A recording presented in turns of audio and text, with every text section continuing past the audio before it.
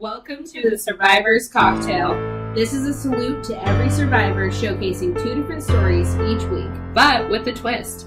However you connect with the outside world, find us and follow along each week for visuals, audios, and more. We won't leave you thirsty. Follow us for themed episode cocktails and mocktails. Survive and thrive, ladies and gents.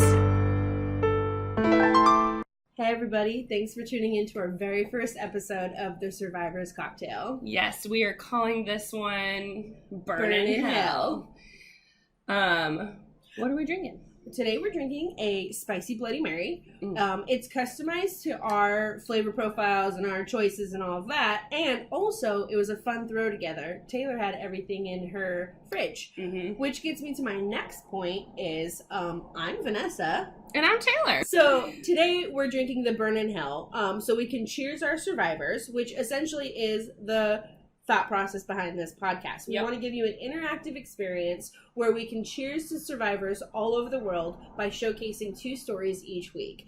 All the while, we're basically saying to those who hurt them and their families, go fuck yourself and burn in hell. Yep.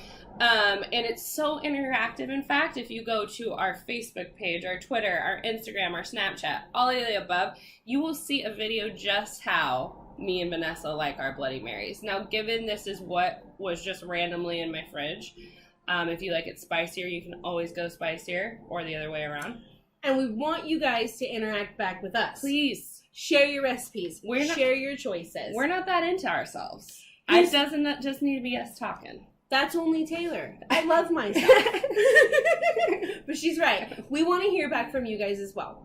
If you obviously are just tuning into our first episode and haven't followed any of our social media yet up until this point, you may not have seen the recipe. From here on, every week, one day ahead, we're going to release the recipe so you guys can also make the cocktail and drink alongside us while you're listening to the Don't episode. forget about the mocktail either, Nessa. Some people are not that into drinking, and I am 100% behind them. 100%. We're only picking drinks that would also taste good without the alcohol. Absolutely. Yep. We recognize that some people don't drink for pregnancy, for sobriety, and we want to include you too young, too. Possibly. Or if you're too young. First of all, I mean, be careful. We're going to use some foul-ass language. So. And gory shit. That's the thing, too. Sometimes. Every story that we talk about, we want to make sure that we're respectful, that we're loving, and that we're kind. Yes. The details that we use are brutal because those are the details and those are the facts.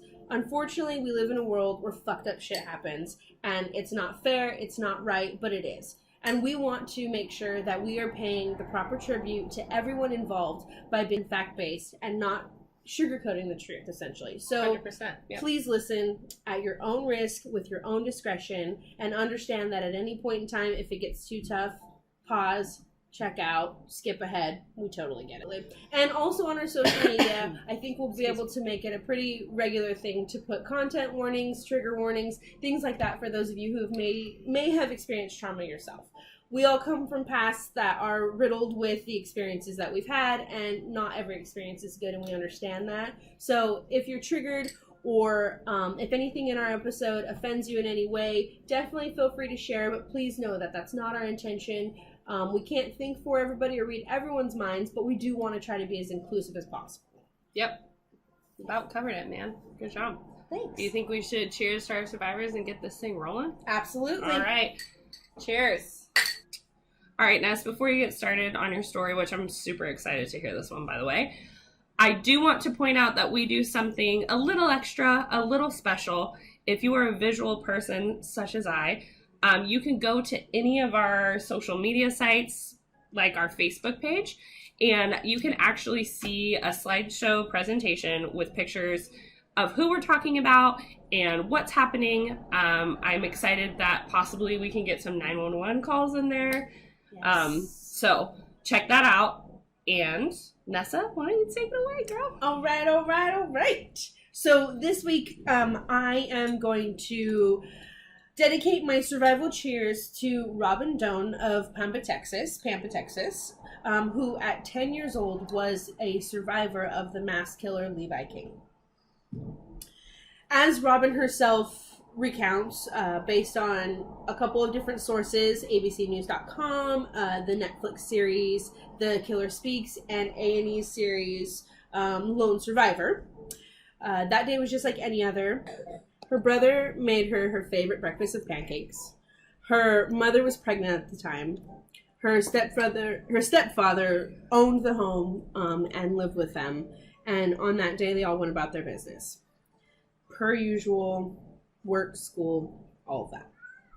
So, in the middle of the night, while the family peacefully slept, 23-year-old Levi King made the selfish decision to disrupt their peaceful home permanently and change their lives forever.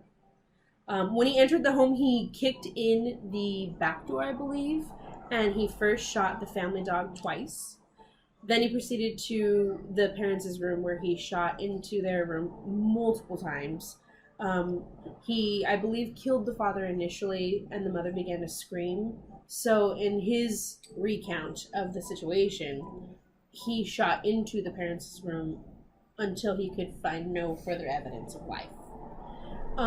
Just a beautiful human, really. I mean, God, what a monster. Fucking piece of shit. He honestly looks like a piece of shit. He does. That's when I was watching the special and when I was reading the articles, just seeing his picture. I mean, he's dead behind his eyes. Like This is the guy you say like one sentence to in high school, and all of a sudden you're getting dick pics. So the thing is, too, this because he was angry with his father for kicking him out of the house. So I'd kick his ass out too. Absolutely. After he shot into the parents' room, Robin could hear her mother screaming, and so she crouched and crawled to her door and looked out down the hallway, and at that point she could actually see him walking down to her room. And so she ran back into her room and jumped in bed and tried to cover herself with the blankets. And he actually recounts that he saw her and saw the silhouette jumping and realized it was small and not like of a threat to him, so he only shot into her room twice. So Robin actually hears the gunshot whiz by her head, and later on investigators find that it hit her pillow and a shelf next to her bed. So at 10 years old, she actually states that she was having a nightmare, and when she woke up to the screams and the gunfire, she couldn't distinct reality, and then she realized it was actually happening. So by the time all of this came through, her first instinct when he shot into her room was to grunt and fall to the ground and act as if he hit her. So and then freaking lay smart. dead. So freaking smart. At 10 years old. My son's 9, and I just doubt that would Right. be. I hope. Right. I doubt, but It's just, wow. I don't think I would even think of it. You're right. I don't think so. Me, So, not you. so she dropped to the side of her bed and played dead. So at this point in time, King actually stated in an interview that he just assumed he killed her. Didn't know it was her, but he assumed he killed the small figure, and so he just moved on. So Robin playing dead actually, like, literally saved her life. Yeah, totally. Saved her life. Unfortunately, as she attempted to remain still and quiet, he proceeded down the hallway to her brother's room, where he shot multiple times and killed her brother. So, although she managed to survive the brutal attack, heartbreakingly, she listened to him take her entire family from her, other than her father, her biological father, who was separated from her mother and lived. Because it was their stepdad. Exactly. So the most fucked up part is that after he mowed, what in his mind he thought he mowed down a family of 4 and their dog, he started rifling through their things to get to know them. In his words, he wanted to get to know them. He looked at their pictures, he looked through their books, their albums, and he actually admits this.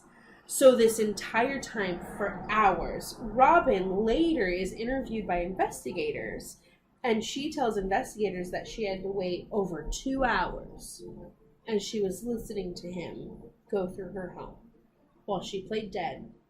And in that time, she realized that either everybody else was playing dead or that they were dead. At 10 years old. Oh my god, poor thing. So after this amount of time has passed, due to her attempt to remain still and then combined with her exhaustion that followed her terror, she actually falls asleep. Oh. So she eventually wakes up. It's been quoted in a few different articles differently, but from what I have found, she wakes up because it becomes daylight. So she wakes up because it's daytime. And she was still unsure of what really happened, but she just knew instinctively that it was bad and that her family may no longer be alive. So she recalled that she knew to just grab the phone, walk straight out of the house, and call 911. She didn't look into any of the other rooms. So she went outside and sat, from what I gather, she sat on the back of what I think it was her dad's truck in the tailgate, and then she called 911. Because it was such a rural location, it was so remote, it took them about 20 minutes to arrive. Wow. So when the police arrived, they brought police and first responders, and they pulled up into the driveway, and there is actually dash cam footage that I unfortunately don't have, and because we're still in the primitive years of our visuals, I may be able to add this later on an update. I love that. But I'd love to see it after we're done too. Yes, there's a 911 call and there's dash cam footage. When they pull up, what you see is this little girl sitting on the back of on the tailgate of what I think is her dad's truck. And these police pull up, and she just jumps down and she runs to the first officer on the scene. Oh, heartbreaking. And she remembers that the only thing she could think was to just run to the first officer. Just get to the first officer. So that officer was actually Chad Brooks. And he hugs her. And the first thing he does is he asks her, "What can I do for you? Right now, what can I do for you?" And she says that she needs to go feed her animals. Because they live on a farm. And the animals are her responsibility. So in that same dash cam footage, you can actually see him walking with her, carrying the feed bucket, and helping her feed her animals. What a good cop. He's like, how do I get you away from what's happening right now? Yeah. How can I help you? And she's like, I gotta feed my animals. So they proceed to feed her animals, and it takes about 15 minutes or so to feed the animals. So while they do that, his colleagues assess the scene, obviously. So after this point, she's obviously removed from the home. Investigators do take her back to speak to her and question her, not in an accusatory manner, but ask her what she saw, because she is literally the only survivor of this mass killing. So the police investigated the murders as thoroughly as they could, but there were no immediate suspects. So they were pretty much left with no follow, no lead. What they don't know is actually a day before these killings, Levi King had actually killed an elderly man and the man's daughter-in-law almost 500 miles away in Pineville, Missouri. So Levi really separated that. Yeah. It's because Levi King is from Missouri. His father kicked him out. His family home was littered, like literally decorated with an arsenal of weapons. They had knives, they had AK-47s, they had them put into the wall and put around the house in like a way decoration where they in themselves were decorations and pieces of decoration. And when his father kicked him out, he was angry, and the way he took that out was to go on this spree. So authorities believe that he actually killed the man and the woman, who were Orly McCool and his daughter-in-law, Dawn McCool, for their truck. When he came upon them, they were loading or unloading groceries, and they had left the home for a brief period of time. He had entered the home, so when they returned back with additional bags, he killed them in cold blood. They still had bags in their hands when the authorities found them. So, and then he stole their truck, and his plan was to take that truck and drive to the border. So Following the murder of Robin's family, he was attempting to cross the southern border into Mexico, but he was actually stopped by Border Patrol for having guns in his possession. Huh. So, obviously, Border Patrol wanted to talk to him about that, and they interviewed him, and you can see it in this visual if you go to our social medias. Hey. You can see they're questioning him, and 11 minutes into questioning him, he actually just admits to the murders of Orly McCool and Don McCool, the murders in Pineville. So they lock him up, they get him back to Missouri so they can try him for these murders in Missouri. And about 2 weeks after he's jailed in Missouri, he then decides to tell them, I'm responsible for 4 more back in Texas. Because at that time, he thinks that he killed all 4 of the members of the family. So he admits it about 2 weeks after he's locked up. Uh-huh. So they actually, oh gosh, I can't even think of the word. They transfer him over and he's charged in both states. He's charged for these murders. Damn right. So roughly about 7 years later is when Robin is featured in the Netflix series. And at that point, she actually says that her family wouldn't want her to mope. Her family wouldn't want her to skulk around with her head down. They would want her to live her life to the fullest, and that's exactly what she does. So she herself says, and you can see it in the video, says that then all she could do was cry when she would think about what happened and the reality of it, and even now it feels exactly the same, that all she can do is cry. But she still wants to be strong. She doesn't want it to take her out. She just wants to overcome it and be successful, and you can just tell her attitude is that way.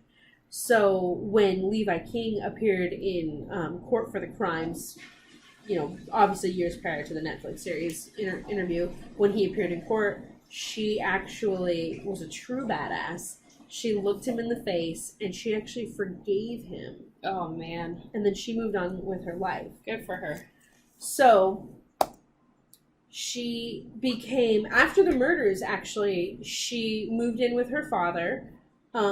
She chose to stay in Pampa, even though she didn't like all the attention, because it was this big shocking thing to happen in a small town that doesn't even see anything of that magnitude. And at 22 years old, she's actually working to be a pediatric nurse. Oh, amazing. And what's even more wonderful is she says that she keeps in close contact with her police family. Yay! Especially Robin. Chad Brooks. Oh, Chad Brooks, yeah. Who was the first officer on the scene. So cool. And that's an image, actually, so of her and Chad Brooks. Who came to her aid. So awesome. So she's a badass. At 22 years old, she just continues. She's really mature. I mean, really in mature. every, throughout the story, she's super mature. She is just amazing. And she's 100% right. Her family would want her to live. And Absolutely. Yeah. So, cheers to Robin. Cheers to Robin. Cheers to you, Robin. That was awesome. Thanks. She is the epitome of a survivor. I mean, just amazing. She was awesome. Amazing. Awesome. Thanks. Okay, so mine is called The Scout with an Escape Plan. Yes. And it's about a total badass. I got most of my information from The Guardian, which was done with an interview by Homa Khalili in 2011. So, Kazimierz Piechowski, or Kazik as he likes to be called, walks into a crowd of young scouts. He is dressed impeccably with a face that is wrinkle-free and a shirt that is well ironed. He is looking sharp for his 91 years of age. As he sits down, looks at the scouts, he is preparing to tell him his horrific yet amazing story of how the scouts shaped his very life. Look at him. He's so cute. Oh my god, he's so cute. So cute. Kazik grew up in a middle-class town of Chu, and his father worked on the railways. When he was 10, Kazik decided to join the Scouts, a choice that he didn't seem remarkable at the time, but it altered his life forever. At the time, the Scouts Association was booming in Poland, which was a newly independent state, and the association's focus was on patriotism, toughness, and brotherhood. I joined because I was patriotic. When I arrived home, my mother was crying a little bit and said, I am so happy you're in the right way. But only 9 years later, in 1939, the Nazis invaded and the Scouts were seen as a symbol of nationalism and a potential source of resistance. Which, again, is crazy to me because I just imagine the Boy Scouts, which, like, Mikey's in, my stepson, and it just seems so wholesome and sweet, and so just for people to attack this group is so crazy. And to think, like, his mother was just so proud of him. So proud. She was so proud, and she's to like, hear my it in son's his gonna words. be a good boy, and yeah, so sweet. Kazik said, I was 19 when the war broke out. 4 days after Germany declared war, they arrived in Chu and started shooting the Scouts. Among ones killed were Kazik's childhood friends, and he was terrified. I knew that sooner or later I would also be killed, so I decided to run away. He tried to flee across the Hungarian border only to be caught at the crossing. After 8 months in various prisons, he was sent to Auschwitz. We were only the second transportation to the camp. We had to build it. The original buildings were not big enough to house all those caught in mass arrests, so inmates were forced to work 12 to 15-hour days to construct a new camp next door that would become notorious as the Nazis' biggest death camp. Which, to me, I just can't imagine that they made these people build these and then were killing them and it's kind of killing them for sport. It's unbelievable that mankind did something like this. It's heinous. Yes. So for the first 3 months, we were in complete shock. It just got worse from there. From June 1940 and through the first 6 months of 1941, the SS were keen to kill inmates, beating them to death with batons as a simple way to cope with the camp's overcrowding. The SS guards would give the inmates a spoon and a tin bowl that they weren't just supposed to eat from, but they were also supposed to urinate in. If you lost your spoon, you ate from the bowl like a dog. If you lost your bowl, that was it. You did not get any soup. When the SS men were bored, they would take off a prisoner's cap and throw it away. They would then order the prisoner to fetch it, and as the prisoner was running, the officer would shoot them. They would claim the prisoner was trying to escape and get 3 days off for stopping it. So they were treating them like freaking clay pigeons. Yeah, and trading in their lives for a few days off. I mean, he created murderers. Yeah. It's just crazy because these people to me are just as bad as serial killers. Oh yeah. Just, well, I mean, they were so many. Just making it a sport. Nazi officials were prosecuted as murderers. Yeah, right. Rightfully so. Crazy. When asked how people would cope, Kazik said some prayed, but some who had prayed before they arrived would say they cannot believe in God if Auschwitz exists. And here's this just gets me. In this picture that I'm showing, it's just, they're happy and like they don't have a care in the world. That's crazy. And I'm talking about the SS guards here. Yeah. So for 6 weeks, Kazik's job was to carry corpses after executions. The death wall was between block 10 and 11, and they would line prisoners up and shoot them in the back of the head. At the end of the day, there would be a pile of naked corpses, and Kazik would take the ankle while another man held the arms and throw them on carts to transport them to the crematorium. God. Sometimes it was 20 a day, sometimes it was 100, and sometimes it was more. Men, women, and children.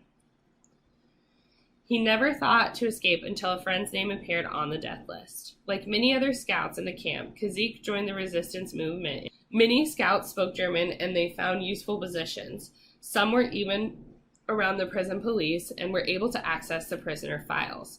One day, a Ukrainian friend, Eugeniz Bandera, who was a mechanic in the camp's garage, came to him. Bandera had been told by those who had access to his documents that he was going to be murdered. I was devastated. This was enough to have a plan of escape starting to brew. Bandera said that he would organize a car, but that was not enough.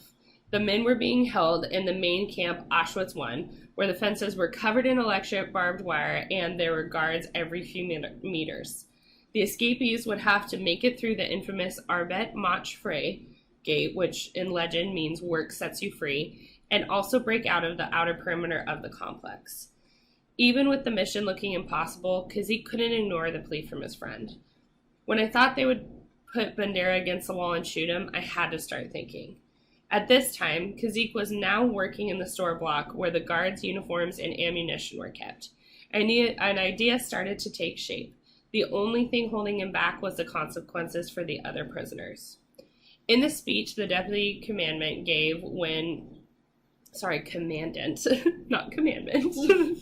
gave when a new transport came in, he would say, if anyone thinks of doing something stupid like escaping, let them know this. We will kill 10 people for each person who escapes from a housing block. They came up with a solution for this. Kazik and Bandera created a fake housing block of 4, recruiting another Boy Scout, Stanislaw Gustav Jaster, and priest Josef Lampart to join their escape. They thought this would keep anyone in their real house block safe. On June 20th, 1942, the escape group met in the attic of a half-built block to run through the plan for the last time. It was Saturday when they worked midday and the storerooms and motor pool would be unmanned. Before they left, they said a prayer for the families and agreed that if the attempt failed, they would shoot themselves. Because it had to be better than what other people were going to do to them. Well, and yeah. What was really encouraging us and pushing us on was that if we don't do this, Bandera would be killed. Until the last moment, we weren't sure, but we said we have to do this. We have to believe. Picking up a rubbish cart containing kitchen waste, the 4 started toward the work sets you free gate. Here, Keyes told the guard he was part of a squad taking the rubbish away, praying the guard would not check to see if they were registered. With luck, they were able to walk freely out of the main camp and towards the store block. Kazik didn't let the excitement kick in. I did not think about anything. I was just trying to pass the final examination. From this moment, we did not only need courage, but intelligence. When they reached the stores, 3 of them made their way to trapdoors covering chutes to the coal cellars. Earlier that morning, while Kazik was at work, he unscrewed a bolt, keeping the doors locked so they could climb in. They made their way to the second-floor storeroom, broke down the door, and dressed themselves in the uniforms. Meanwhile, Bandera got into the garage with a copy key and brought the car around. Bandera picked the fastest car in Auschwitz, a Steyr 220, or a Steer. dude, I like the way that looks. I like that. I'll take that. That shit's fucking sweet. I love it. Svelte. It had to be fast because we had to be able to get to Berlin in a few hours. We took it because if we were chased, we had to be able to get away. After getting in, they broke to the main gate, passing SS men who saluted them and shouted, "Hail Hitler." Oh my god. I know, just for them to keep the eye on the prize. And this was still not the biggest challenge that they would face. There was still one problem. We didn't know whether when we came to the final barrier, if we would need a pass. We just planned that I would play the role of SS officer so that the guards would believe me. As they approached the barrier, the guard at the gate didn't move. We are driving toward the final barrier, but it closed. We have 80 meters to go. It's still closed. 60 meters and still closed. I look at my friend that has sweat on his brow and his face is white and nervous. At 20 meters, it is still closed. Bandera stopped the car, and as Kazik stared blankly ahead, not knowing what to do, he felt a blow to his shoulder. It was Lampart. Kazik, do something. This was the most dramatic moment. I started shouting, "Wake up, you buggers, open up or I'll open you up," in German. The terrified SS guard obeyed and the car drove to freedom. I can't believe that. Allowing the men to become 4 of only 144 prisoners to successfully escape. Oh, jeez. And it's like there's so many things that had to fall in place for them to pull this off, Yeah. and it just so happened that it did.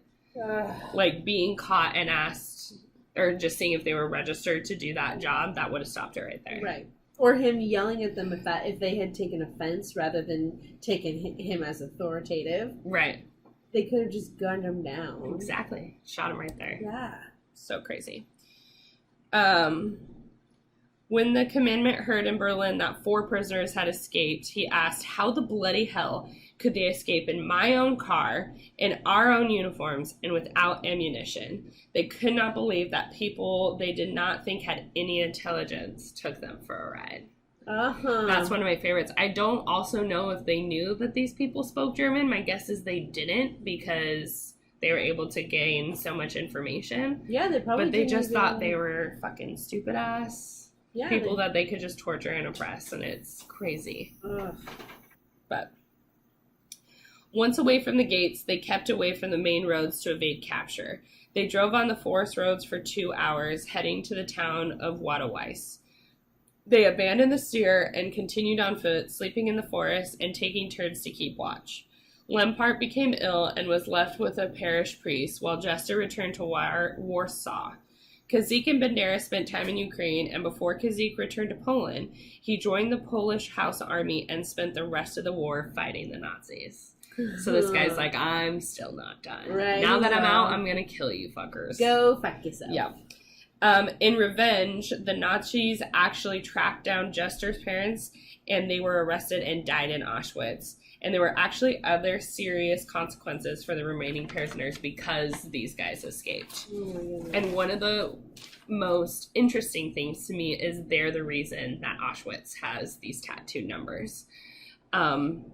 So a month after we escaped, an order went out that every person must be tattooed with their prison number. The Nazis knew that an escapee's hair would grow back, and that the partisans would make new documents for them. But when people saw the number, they would know that they're from Auschwitz. No other camp used numbering. It was our escape that led to it. Oh my Because God. the most well-known, identifier is that number is that the number tattoo number, and it was because of these badasses. Oh my God. So while you're amazing, you've survived, and then you also do spend your time fighting these guys, you're also, having some guilt because these other people are getting punished and they're getting NID'd in a way that they can't hide necessarily. Crazy. But even though he escaped, he never fully left Auschwitz, having to relive his time in flashbacks and nightmares. His problems were also not over. When Poland became a communist state in 1947, he was sentenced to 10 years in prison for joining the House Army and served 7. Ugh. Not for escaping Auschwitz. No, for joining the army. And then he was in prison for 7 years. When he finally came out of prison at 33 years old, he thought that they had taken his whole youth, all his young years. Kazik later became an engineer, and when the communist regime fell in 1989, he took to traveling the world with his wife, Iga? I-G-A? Iga? Okay. He has written 2 books about his experience, which I would love to read. Absolutely. And tries to ensure no one will forget what happened in Auschwitz. When asked if he minds reliving the past, he says, I am a scout, so I have to do my duty and be cheerful and merry, and I will be a scout to the end of my life. And that is the story of our guy, Kazik Piechowski.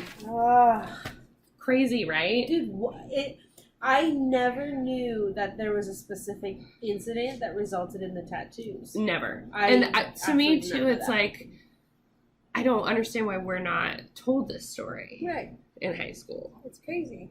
Because, the Holocaust is terrible, Yeah. but it's also interesting in a way. Yeah. Just again, how one tiny micro penis human can gain so much power. Yes. It's amazing what one man with a tiny ego and an even smaller penis can do. I'm proud of you for swallowing what you really want to be saying right now. I'm very proud. Very proud. Thank you. Thank you everyone so much for tuning in to the very first episode of The Survivor's Cocktail. We're so excited to bring you more content each week. Don't forget to check us out on all of our social media platforms, and for the first 500 people to go and like our Facebook page at The Survivor's Cocktail, we're giving you a free tote bag. So make sure to fill out that form and we'll get them coming to you. Survive and thrive, ladies and gents.